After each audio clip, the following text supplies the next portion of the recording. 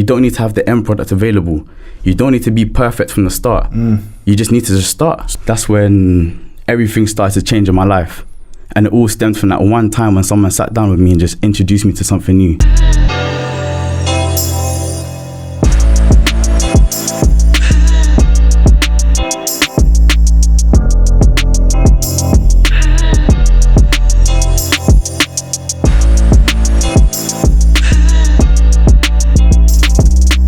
Welcome back to another episode of the Energizer Podcast. Energizer Podcast, a podcast that leaves you charged up. All the way. You're here with your two staple hosts, myself, Ty. The boy T. And today we got another, see with one. these guests we got, it's just different. Keep coming with them. What other podcast do you know that has top quality guests every, you know what I'm saying? So without further ado, my bro, run it, introduce yourself, man. You got. Hello, my name is WinWithZac. I'm a forex trader. I'm also a mentor. I also run a podcast myself called The School of Higher Thought. Tap in with number that. 4 on Spotify education charts. Number 15 on their business charts. And within 8 months, I think it's coming up to a year now. Before I moved it onto Patreon, it got like 70 to 80,000 streams worldwide.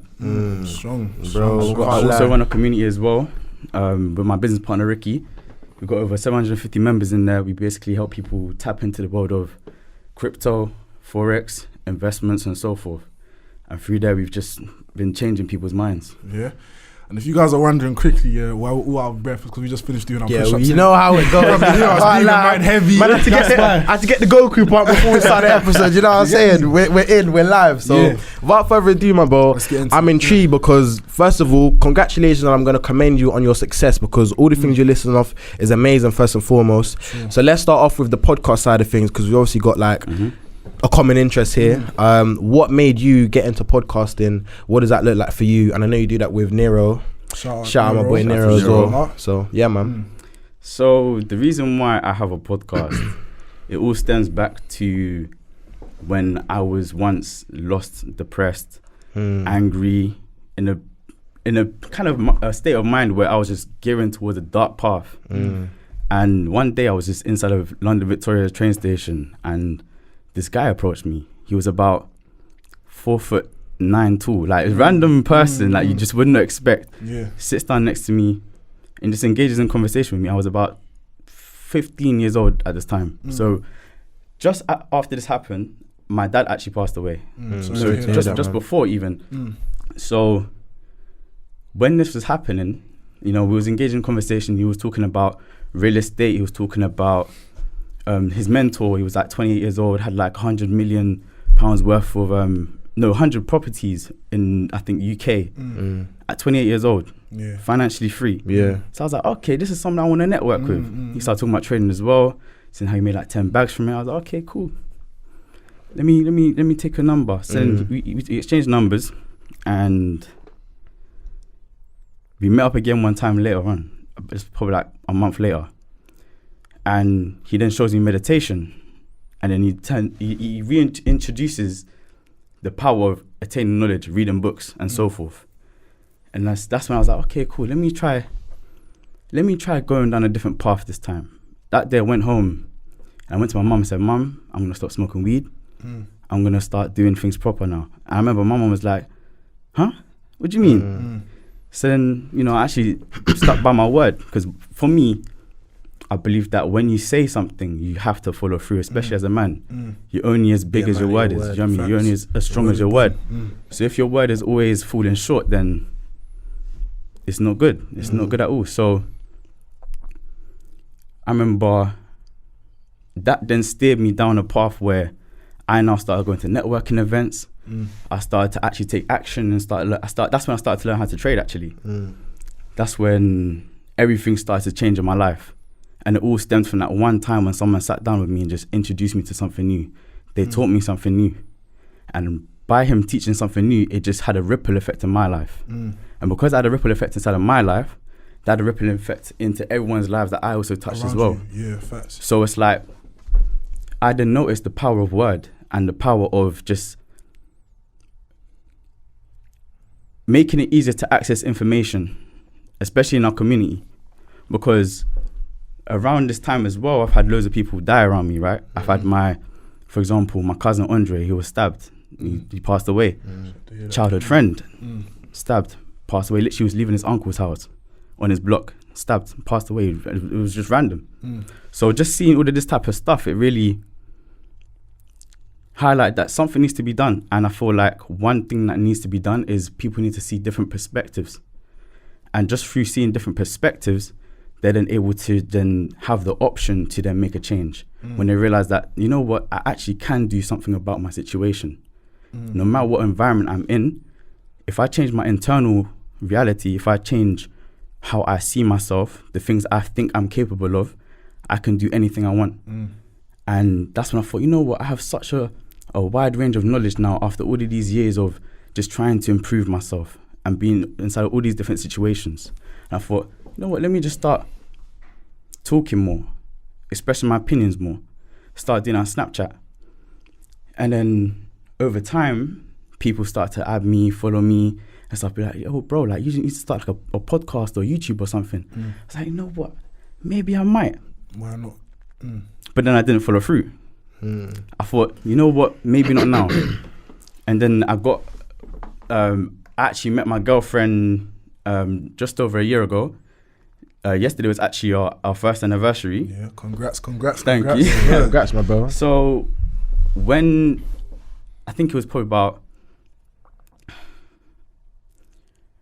literally about a year ago from today, I think she said, oh, like, Isaac, you need to do something. You need to start on that podcast. I know you said that you wanted to do a podcast. I think you should get started. I was like, you know what?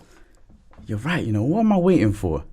So then I remember I was on the way to MMA, so I do MMA as well. And so basically the reason why I was doing MMA is because I was doing a charity event. So I was fighting for charity. I was fighting for cancer research. And I was training for about 4 or 5 weeks with this specific training camp called One Jitsu. And I was on the way back from training and I thought, you know what, let me just get started today. You know the app Anchor? Yeah. That's our best friend, boy. You know like that. I literally downloaded Anchor. Yeah. And on the way home from training, I thought, you know what, let me just stop bullshitting myself. I'm allowed to swear, by the way. Yeah, listen, cuss out the blood clot. Your thing. Yeah. So then, you know, I just downloaded the Anchor, I started talking. I thought, you know what, let me just make a start. Because I realized that I was just procrastinating. I was bullshitting myself. I realized that I was self-sabotaging. So I thought, you know what? I think this is the perfect topic to do. So I literally, the first episode is called The Positive and Pitfalls of a Perfectionist. And that's when I spoke about literally in the background, So I literally, it was being recorded in my AirPods. So you can hear like the audio wasn't too well. You can hear buses driving past. You can hear that's raw. That's the authentic. That's what I'm saying. So that's real. So then, as I'm walking past these different restaurants, there's people standing outside at the pub talking, drinking and smoking, and all like talking loudly, laughing with each other, and you can hear that all in the background. So it's quite interesting because that kind of set the tone for the rest of the podcast. Because the whole aim with the podcast is to kind of introduce people to a new perspective and to help them unlock their potential.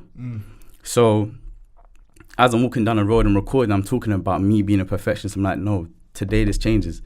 And it's also going to change for you because I'm showing you, I'm leading with my feet. And eventually you're going to realize that by me doing this, you're going to see what I grow to. And actually, when you see you in 10 months' time, a year's time, 10 years' time, when you see where this has gone, do you know what I'm saying? So you're gonna come back to this episode and be like, rah, he actually did everything he said he was going to do. And it all stemmed from him just taking that first step forward by laying that first brick down. And what people don't realize as well was that, let's take, for example, Nike, Apple. If you look at their logos have changed over time. It's evolved, right?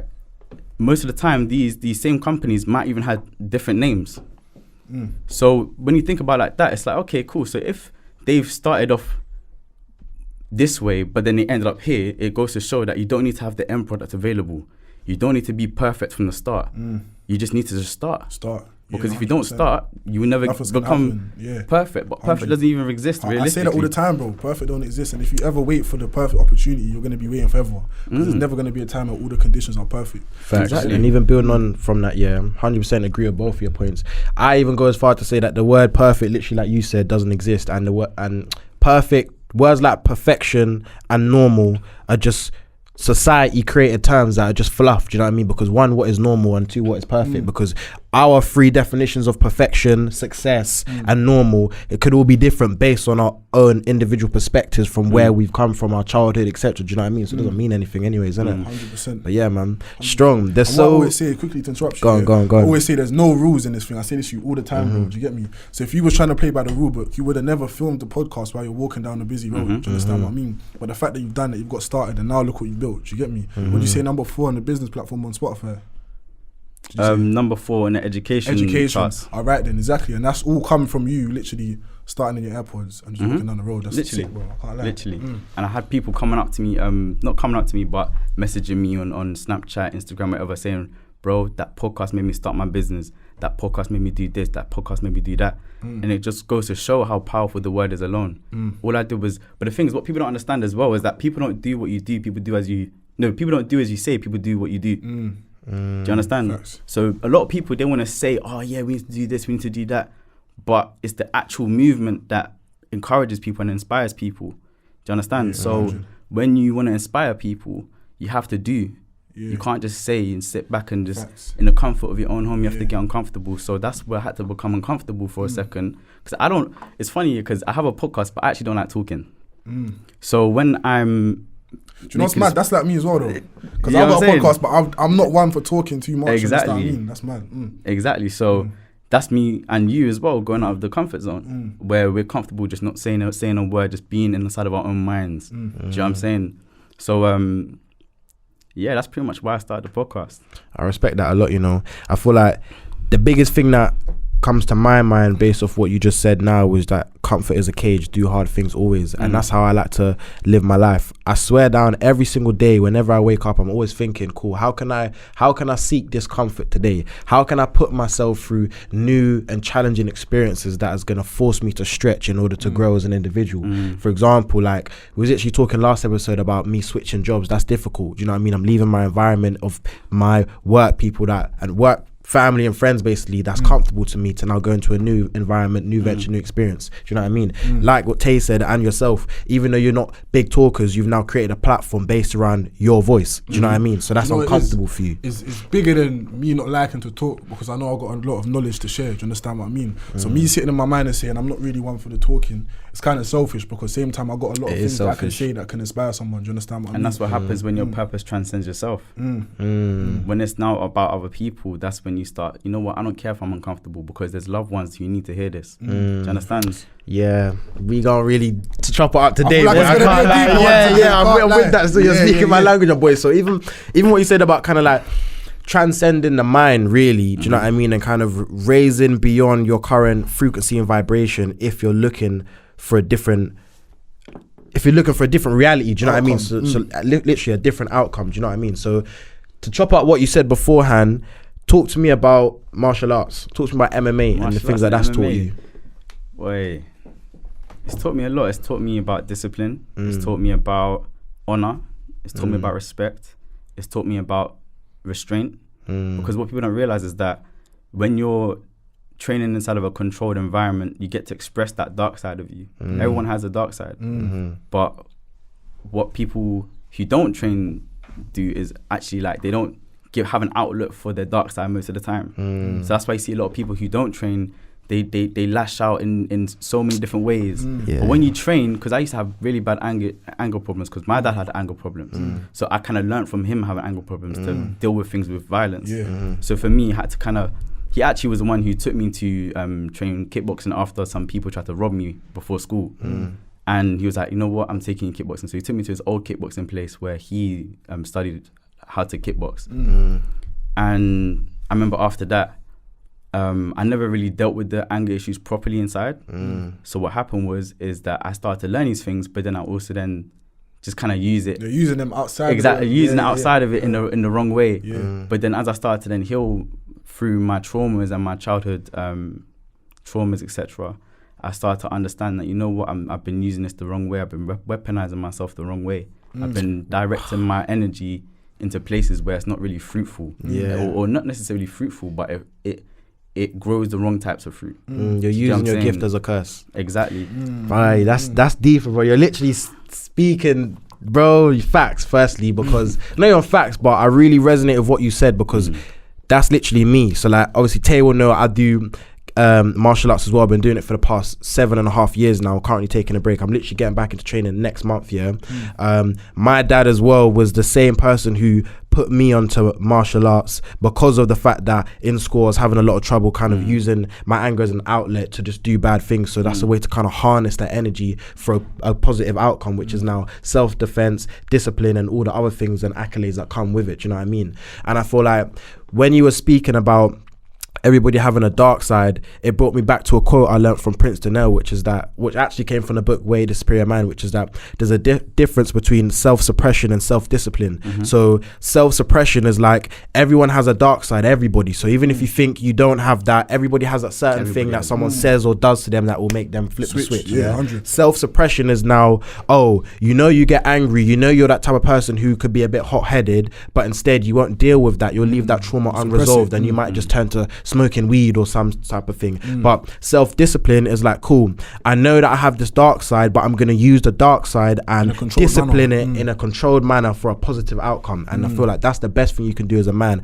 And building on the whole aspect of fighting, I always like to say to people when they ask me like, what's your opinion on doing martial arts or some form of martial arts self-defense, I say that when you learn how to fight, it's more of a mental battle than it is a physical battle, because you learn more from the mental side than you do from guard up or jab here or put your foot here. Do you know what I mean? And you will notice yourself from doing it, because for me, like, for example, I had a cage fight. Tay came to my cage fight this time last year in November. Literally was this. It was November the 15th. Oh no, November 27th. Sorry, last year. So that's what, 2 weeks from now. Last year, cool.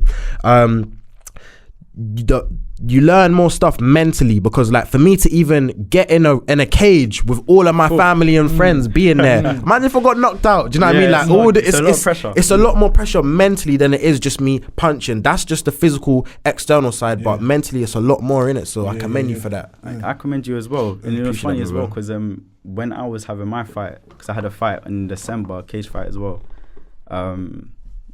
in the back room, you see all the different fighters, right? They're talking amongst each other. You're shitting it. I can't, like, everyone was all panicking. Everyone was like, oh my days, no, I've seen him fight before. He's mad. I can't, like, he might mess you up. To like other people, like spreading fear to their peers.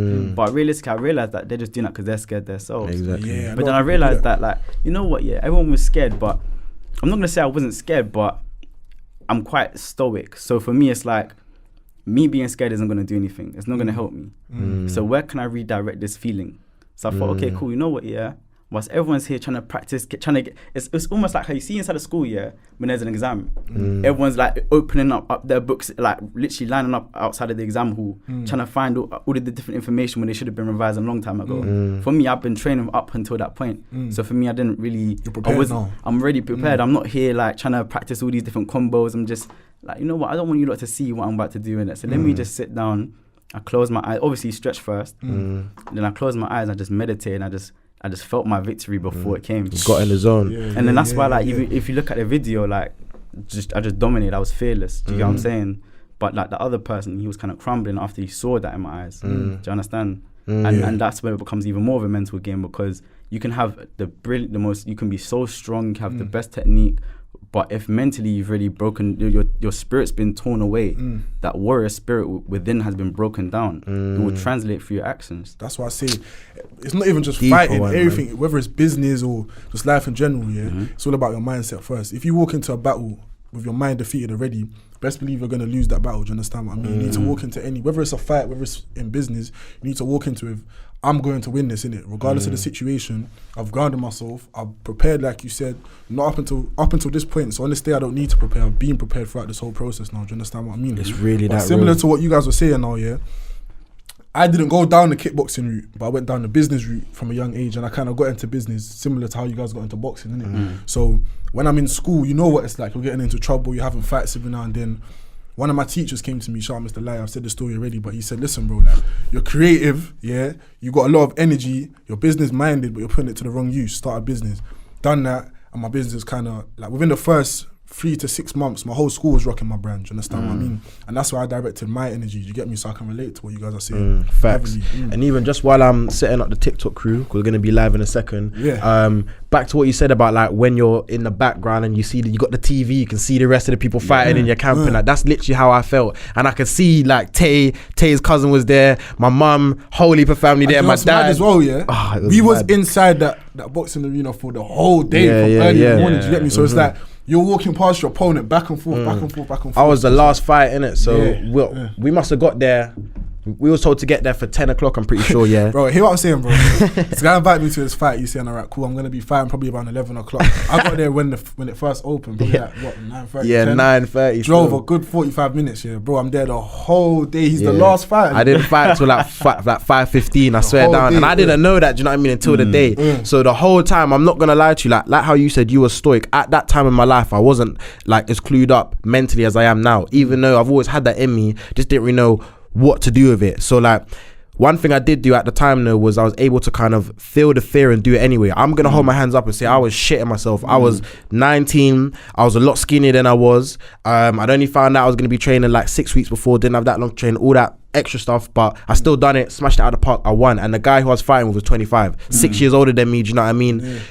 I was shitting myself, but I feel like the biggest testament of a man is to at all times feel the fear and do it anyways, because I'm putting my hands up and saying, listen, I was shook that day, do you know what I mean? I was like, raw, like what if, all these thoughts in my mind, but I still had to bite the bullet and be like, you know what, I believe in myself enough to be scared and still do it. And I feel like that's the biggest testament of a man's character, do you know what I mean? Most definitely. Strong.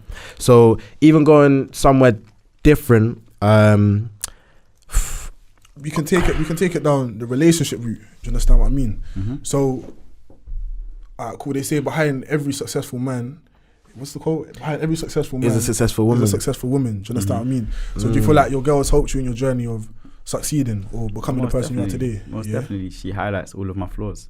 Strong. What do you mean? Elaborate. Man's coming in. Like. So if I'm slacking, right? Let's say, for example, if I'm not doing enough, right? Let's say if I'm in a situation where I'm in a loop where I'm procrastinating a lot, she's like, "Oh, babe, what are you doing?"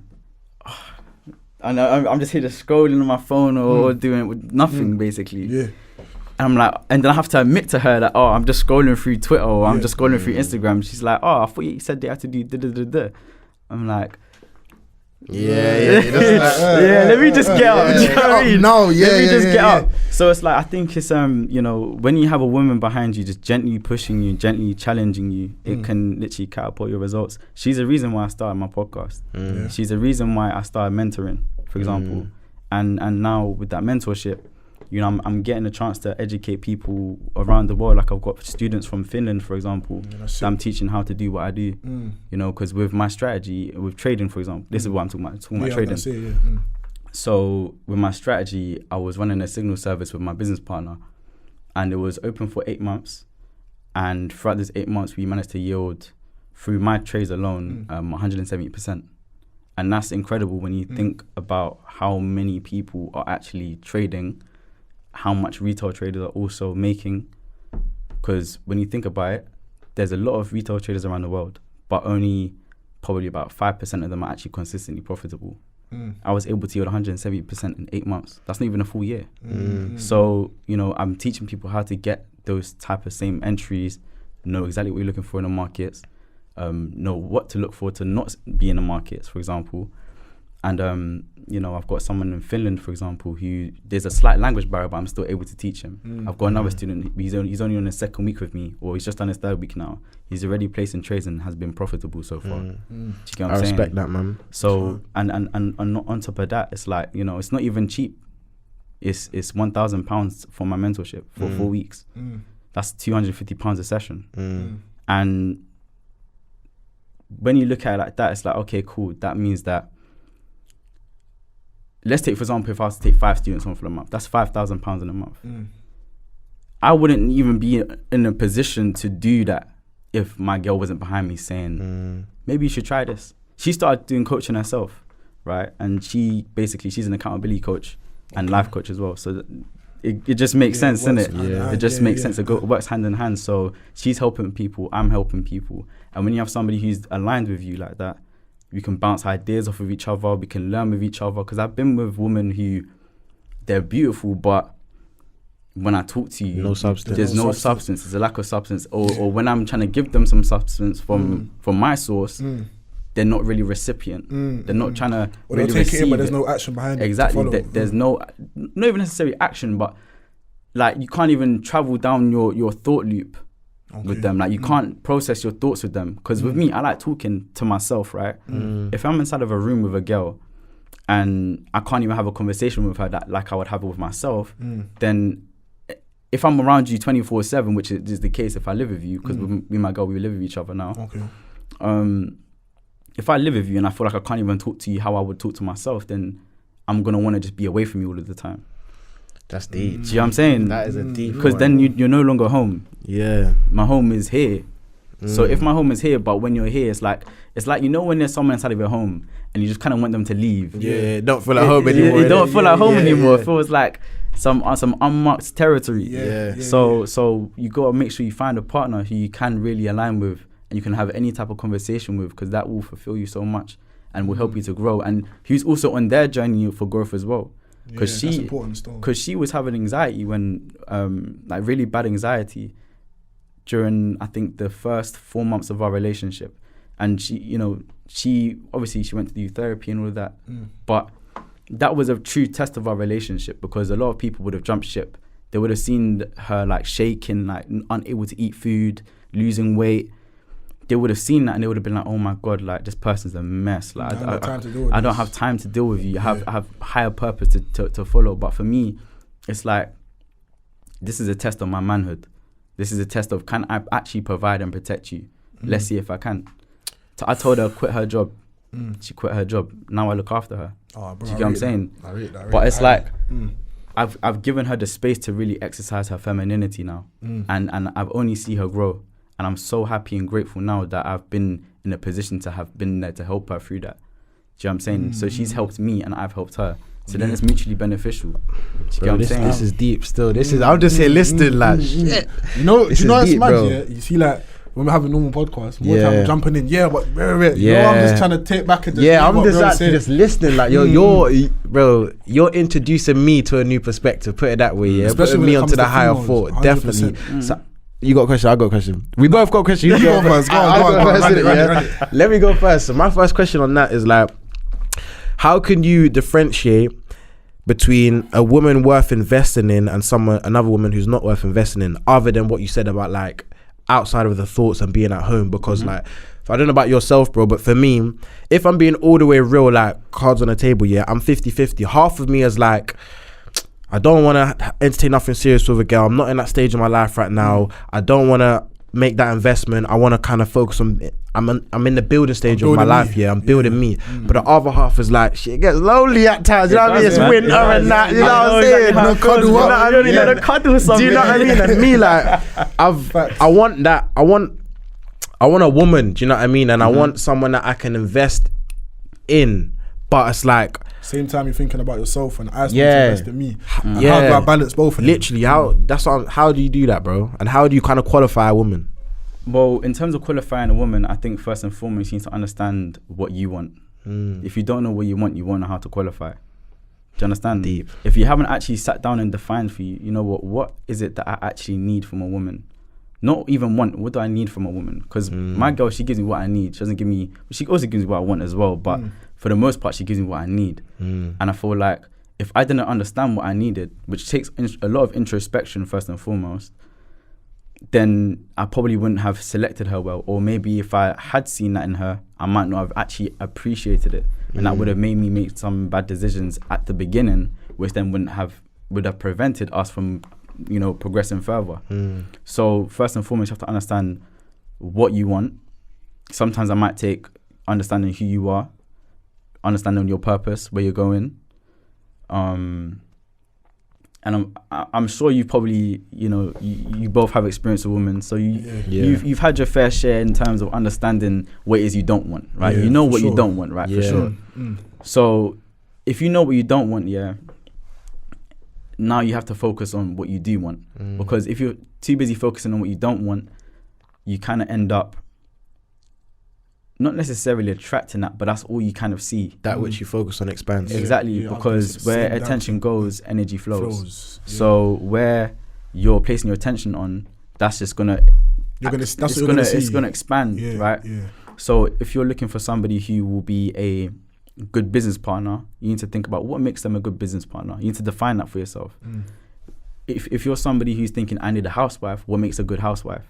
Do you get what I'm saying? If you need somebody who's just going to be there and be a good shoulder to lean on, what makes them a good shoulder to lean on?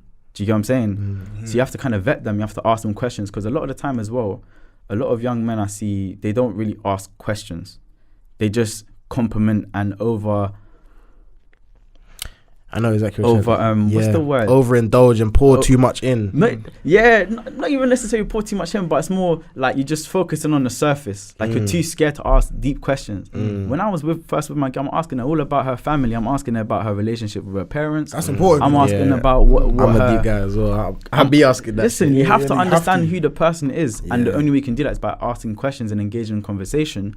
But at the same time, sometimes I might take a level of vulnerability, because if you don't introduce vulnerability from your side of things, Then they're not gonna do it, she's less likely to open up, and that's with anybody, right? Because if I was to, because the way how we started this podcast off, I was vulnerable. If I was to ask you a question, you'll probably be a lot more receptive to being vulnerable. Facts. So if you're trying to qualify your woman, you want to understand, what is it that I'm looking for? Okay, cool. If I'm looking for this, what questions can I ask to then find out that information? If she is, if she has that quality, or she doesn't have that quality, or has that mindset, doesn't have that mindset. Do you know what I'm saying? So over time, as you kind of ask more questions, you then have to observe her actions, because sometimes the actions might not actually correlate with the words. Yeah. So if that's the case, then you kind of have to reassess things a little bit. But the best way to do that is obviously you go through experiences together. You have to do more together. And again, another problem, some guys are they like a girl, but all they're doing is inviting her to their house. What are you doing inside of the home except for watching Netflix? Yeah. There's no experiences. Go out to the public, test her. Yeah. Do you know what I mean? Like exactly. See how see how she deals with people who aren't rich. Exactly. For example, see how she deals with inside of rooms where there might be celebrities. For example, I'm seeing everything. I'm seeing every single deal. Are you fangirling? Are you a groupie? Do you know what I mean? You have to ask these real questions. Taking a mental note. Are you overly excited when you see a certain type of person come inside of a room? Okay, where does that stem from? Do you know what I'm saying? Or is it a thing where, you know, if I'm somebody who wants a housewife, can you even cook good food? Or are you somebody who even agrees with that mindset? Because you know nowadays there's a lot of differences in I'm not cooking for my man. Different dynamics. dynamics. There's different dynamics. There's different thought patterns, and it usually stems from a similar source, right? This kind of city girl culture and stripper culture, etc. So a lot of women are just thinking about, how can I extract resources from men without actually giving them anything? And if she's not giving you anything, then it's not good. It's not good. Everything's transactional. Exactly. And on top of that, again, you read the way the Superior Man, he says, choose a woman who chooses you. Facts. And if That's your biggest clip. It's that real. Clip. So if you're not choosing a woman that chooses you, then you're just wasting your time, ultimately, because then it kind of moves the leverage out of your hands into her hands, because now she's pulling your strings. Whatever she wants you to do, she's more willing to put you in situations where it's either that or her. Do you get what I'm saying? And most of the time you will follow what she wants to do because you're too scared of losing her. Do you understand? But then what you have to understand is that you are abundant, you know? Well, especially if you're somebody who's built yourself up to be who you are. If you built yourself up to a certain level, you are abundant in within yourself, but you're also a scarce resource in the eyes of society. So if that's the case, then really and truly the leverage isn't actually in your hands. You know, you're the rare commodity, because there's a lot of beautiful women. They're everywhere. Even if you look at a girl who's average, most of the time she can be pretty. She can be, in fact, sexy. But my bad. If it's a thing where you see yourself as I'm out of her league, etc., and then she suddenly gives you attention and gives you that hope, that chance that you could possibly be with her, naturally she will make you jump through hoops just to kind of feel like you have a chance with her. And that's the worst position. And that's the worst position because then you start just giving her everything without a return. But how does that benefit you in the long run? You know what I'm saying? You got a purpose to fulfill. You have a family to build in future. How is that going to serve you? Do you get what I'm saying? So you kind of have to redirect your attention to people who are actually giving you attention without you having to do all of that. Do you get what I'm saying? Women who actually choose you, who actually want you, who will do things for you. With my girl, she's willing to do for me. She'll do anything for me. And I value that. I value that more than a woman who can cook good, in fact. Do you get what I'm saying? But she can cook good too. So I got the best of both worlds. It's a win-win situation. It's a win-win situation for me, I feel like. Yeah. But I don't feel like that's a common thing either, especially in this day and age. She wasn't born in this country, so she doesn't have the same ideals as most women do in the UK. So I'm quite lucky there. But it's funny because when I was younger, I always used to say like, the woman that I'm going to marry, she's not going to be from this country. She has to be from somewhere else. Why did you say that though when you was younger? Look at the girls in this country, bro. Like they're beautiful, but their minds are so everywhere, chaotic. They don't even know what they want. You know? That's what I'm saying. Remember that time, bro, sorry to interrupt you, bro, when you was talking about girls, I think you was about to get into a situation of a girl, and I said to you, bro, like, there's so many girls out there in the world. How do you know this one's the one? How do you know that your wife's not in Lagos, bro? France. You understand what I mean? Yeah. It's like we're just looking from our small pond, not knowing that there's a lot of people outside of a different setup, a different. And you know why that's deep as well? Like, you know me, well, now you both know me, yeah? I'm proper spiritual. I feel like everything happens for a reason. Literally, last episode, Oz brought us a book, and I literally was talking to my mom about books, it was related, you know what I mean? That was for a reason that he brought the book today, yeah? And then you speaking about this now, just on Monday, I had a conversation with a new mentor of mine. Was you at the last Gen Z event? Or did you miss that one? I think with I might have Amani Simpson. Yeah, I missed that one. Yeah, so shout out the Gen Z boys for one, and shout them out, and shout out Amani Simpson as well. So I was able to connect with him and build a relationship with him, build rapport with him, and he's now like my indirect mentor. And I was having a conversation with him on Monday, and he literally said exactly what you lot are saying now, which is that the world is your oyster. Like, you're looking around as a man, you're looking at the girls in your peripheral vision, the girls you see on TikTok, the girls you know from the ends or whatnot, yeah? But you don't know that there's a girl who could have all of these qualities and more. She's in Spain. She could be in Madrid. She could be in Brazil. Do you know what I mean? So like, think big. Like, do you know how loud them up? Do you know what I mean? Do you know how many people there are in this world, and you're confining yourself to what? The 10 girls that you know, because 3 of them you knew from year 11 and this. One you went to school with. Do you know what I mean? Like, the world is your oyster. So stop trying to like force a rock to be a diamond. Stop trying to force the people in your surroundings to reflect exactly what you want, when in the bigger picture there's someone completely out of the way that you don't even know yet, you haven't even crossed paths with yet, who could be ticking every single box. Like, you're literally a testament to that. Do you know what I mean?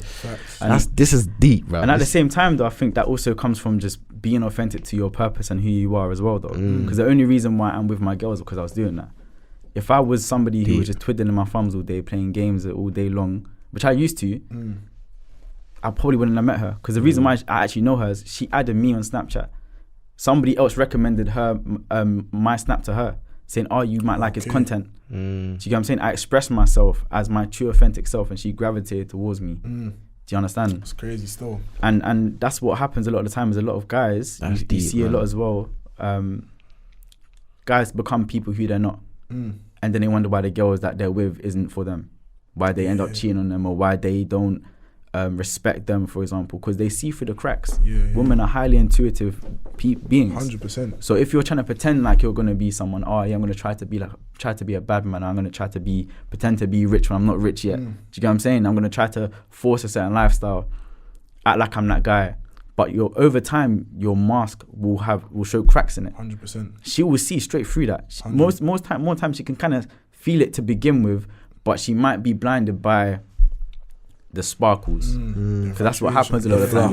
The sparkles kind of covers that up. Period. So what happens is then over time, as your cracks begin to show, she naturally sees, okay, cool. So this is who you really true, are. authentic you. This is who you are 100%. now. And then you end up resenting her, for example, because she's no longer doing what she was once doing or whatever. And then next thing you know, like, it's just long. 100. It's just long. So it's smart to, as a man, to begin with who you are.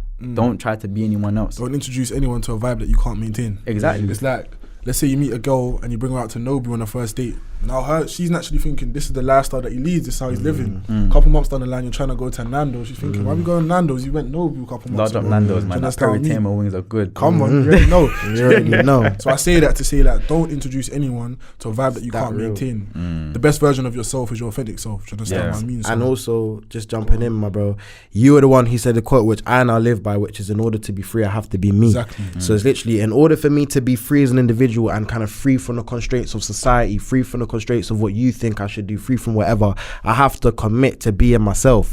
Until I literally, like you said, 100% be myself, my outer world is not going to be real or true, what's the word, a true reflection of the individual I am. Does that make sense? And facts. And it's harder to act as if you're someone else than to actually be you. Do you understand? 100%. You're living a life of literally acting.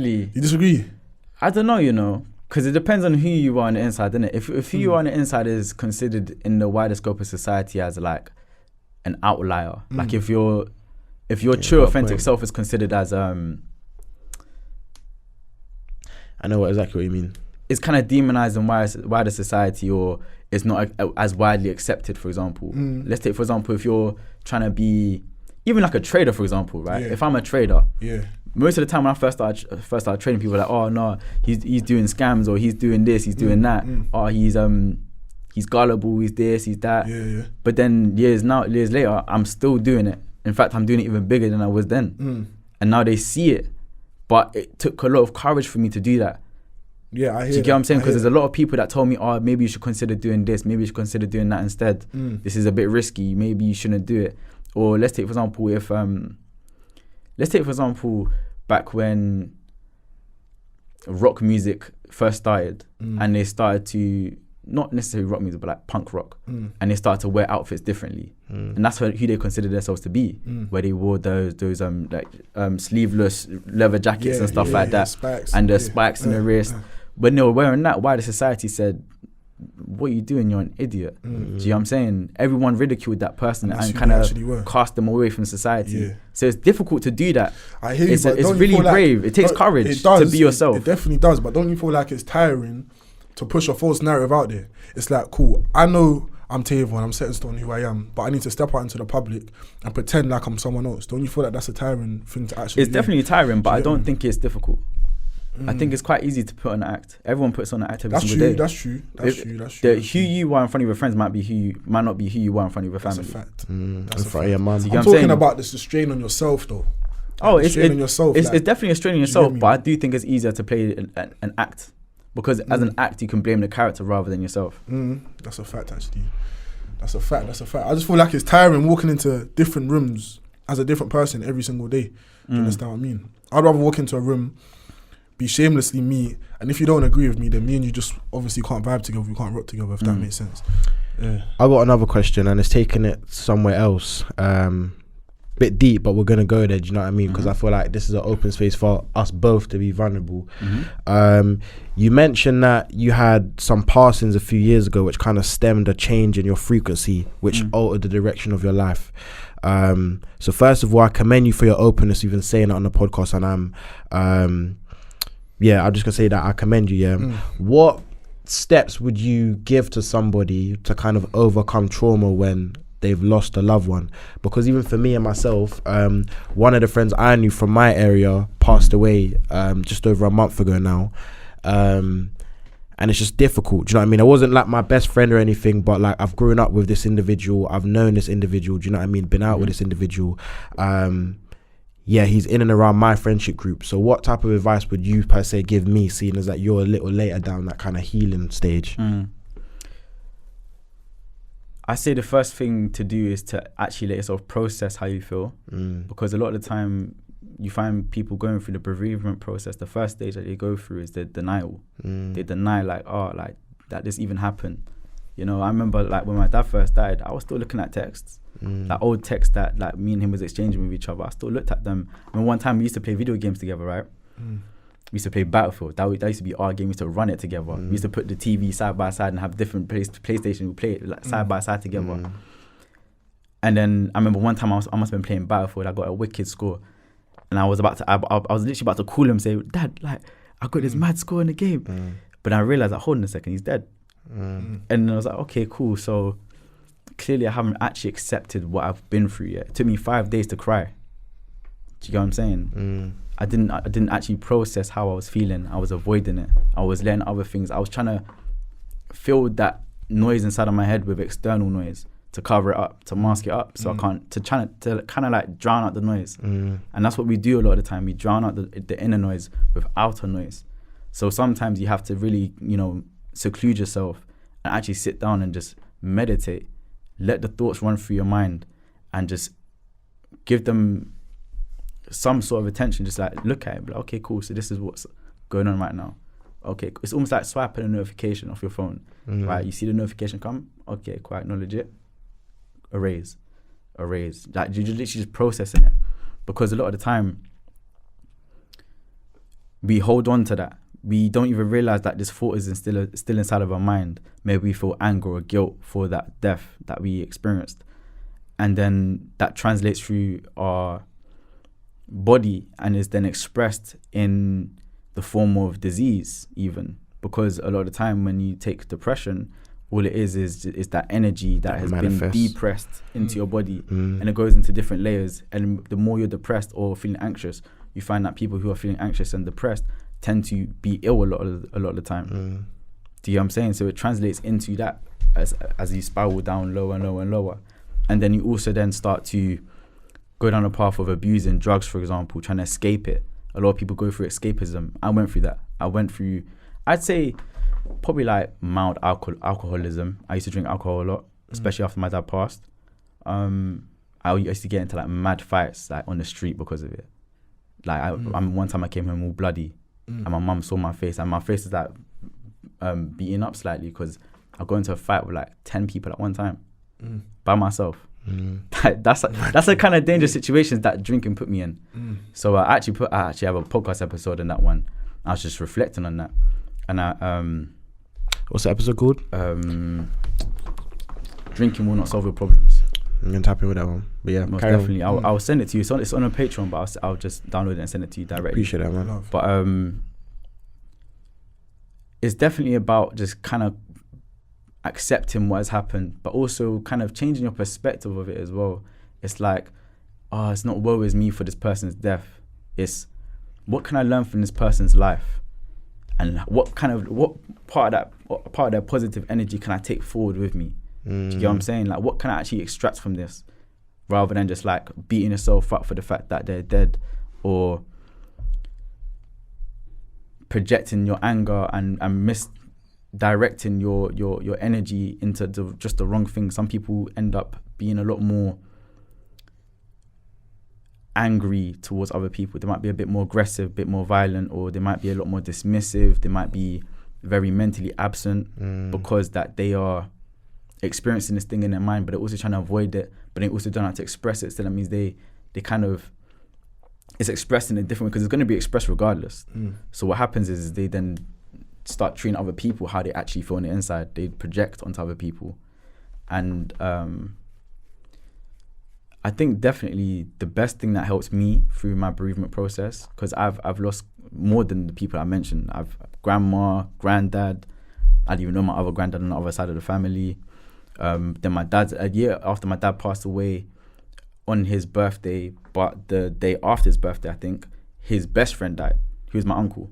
And then, all these different people like dying around me. And then I realized that I just need to acknowledge what I've actually been through and accept it, and just be willing to no longer identify as somebody who's just been through all of this trauma. Do you get what I'm saying? I'm no longer going to wallow and trying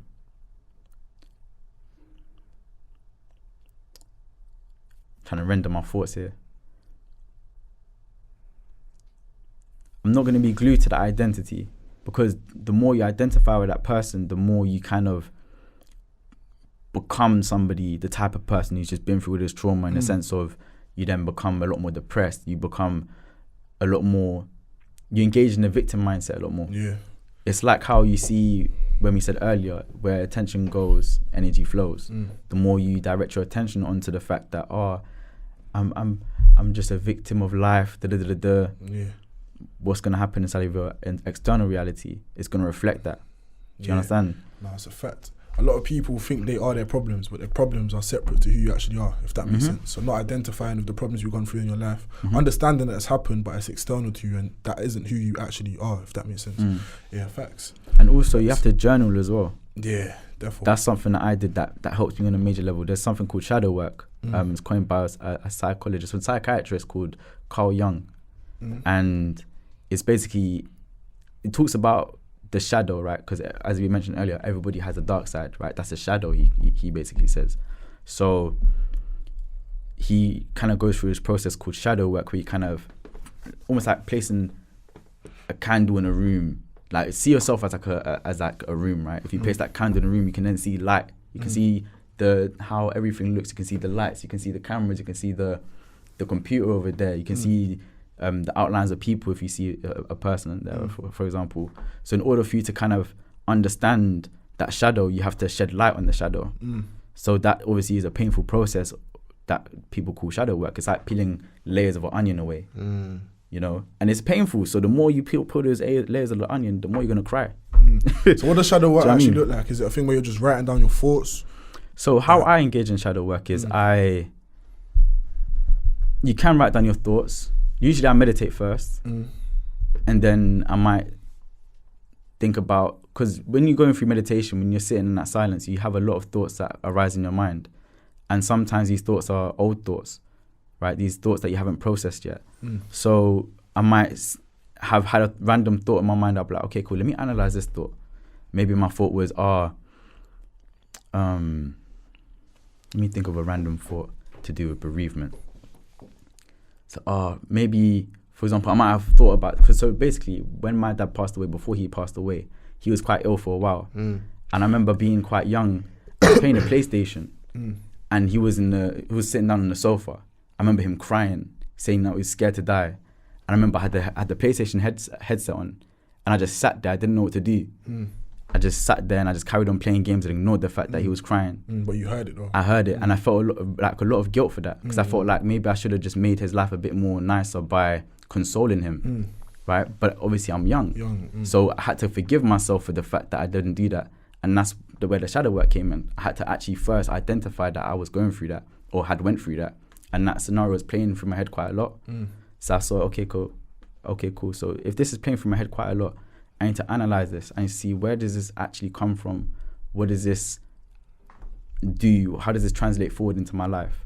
And I found that it was causing me to be a lot more guilty. And because that I felt this guilt or shame, it kind of expressed through anger and all sorts of different things. So then I had to kind of process that and forgive myself for not like standing up and going over to him and hugging him. But there were scenarios where I did do that, where he, other times he might have done the same thing, and I did go like give him tissues, hugged him, etc. But it's that one that sticks in your mind. That's the one that stuck in my mind. So then obviously I had to forgive myself for it, and through forgiving myself, I felt like this pain just lifting off of my shoulders. I was like, like that's all I had to do the whole time. I just had to just forgive myself, and that's where a lot of it comes from. Sometimes is that pain that you inflict upon yourself. That's deep, boy. That's deep, man. Therefore, kind of, I was just internalizing a lot of your words. You know what I mean? I feel like where normally, even tasted like 20 minutes ago, we jump in a lot. You was talking to me on a deep one. Do you know what I mean? So I appreciate the openness and the advice, bro. For real. So I got a next question off the back of that. What's your relationship like with therapy? Actually, I've never done actual therapy before. But I did when my dad first passed away, and I think when my grandma first passed away. So she passed away when I was in, I think, year 7. So my mum put me through bereavement counselling at school.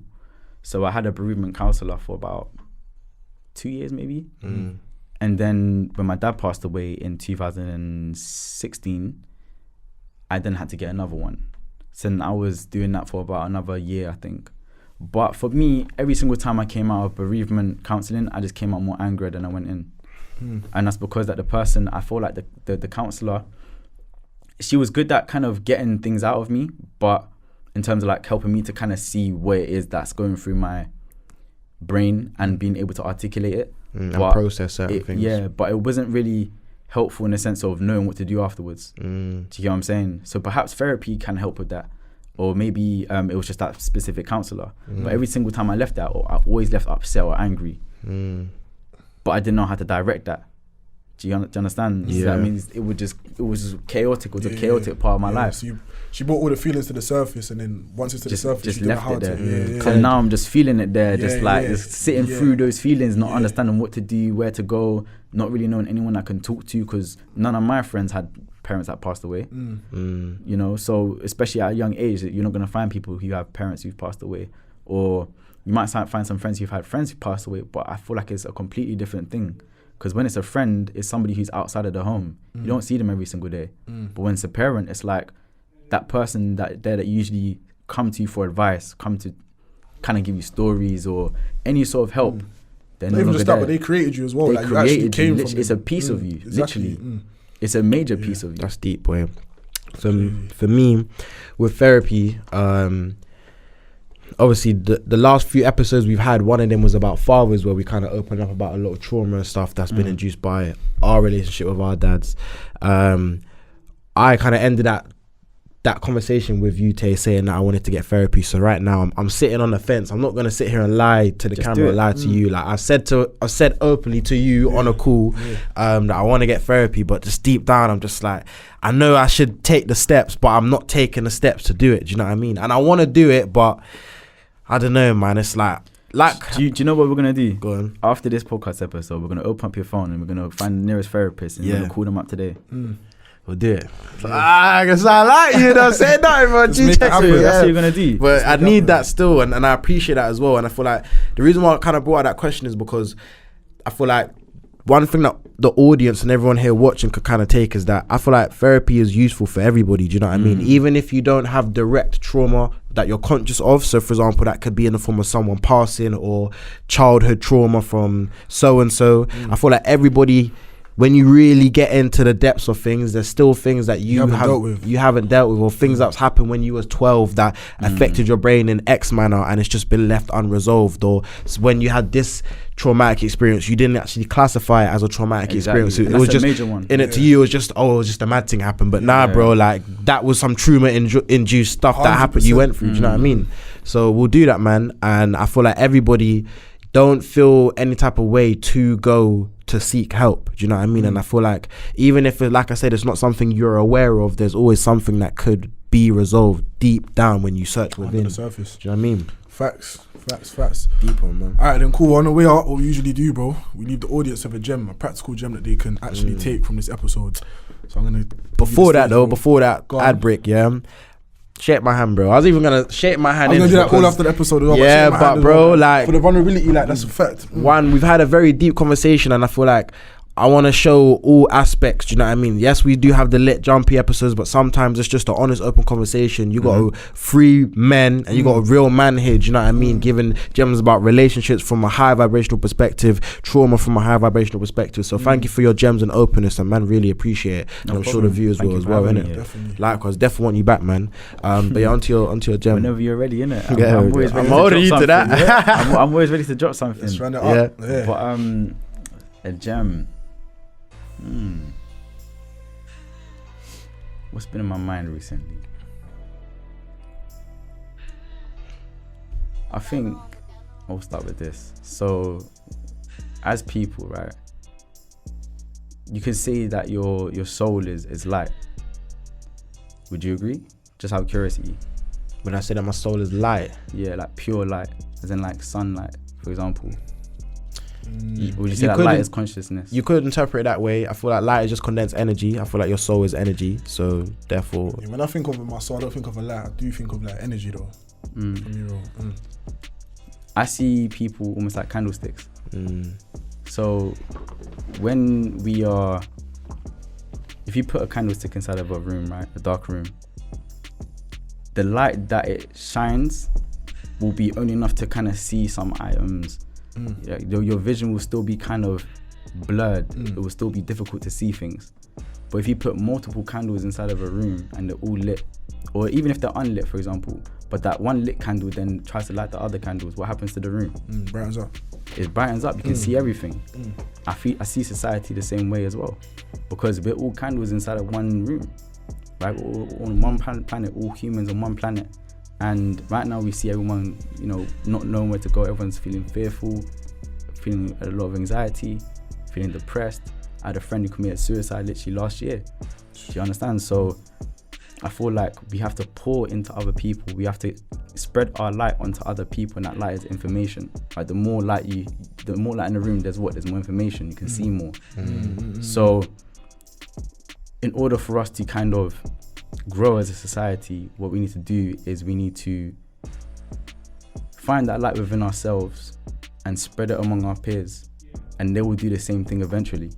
And what happens when you do that, society will steer in the direction that we want it to go in. This right now is a pivotal point in history. We have access to so many tools, so much technology. This technology, we've never had this before.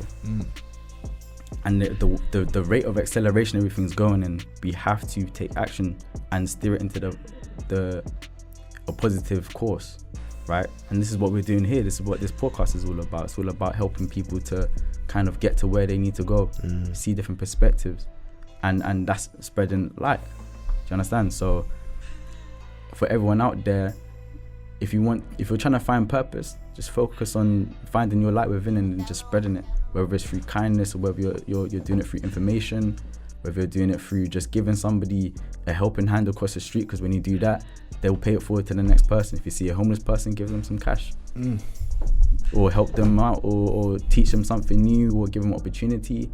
You know, that's what it's all about. That's what life's all about. Strong. What about you? Deeper one. I would say, what would I say? What about me? In order for things in your life to align, you first need to align with yourself.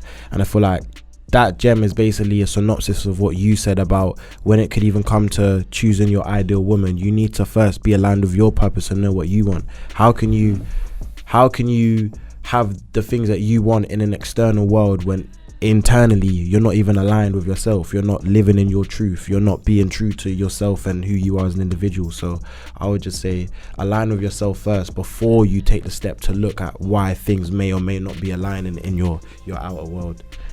So Strong. Mine's on a similar line to that. I'd say your external world is a reflection of your internal world. Do you get me? So if you want to change your external world, whether that's materialistic items or even just how you approach society and conversations, make sure you heal your mind, deal with any undealt traumas, and don't be afraid to take therapy as well. I feel like a lot of black men specifically as well, like you stay away from therapy because it's like that criticism behind it. Oh, you're a weak man and you got to speak to someone else, deal with your problems, but all of that talk's dead. Like, seek therapy, seek help, and speak to people. Even if it's not a therapist, like, speak to your friends, your family. Do you get me? That whole sorry to interrupt you. That whole idea that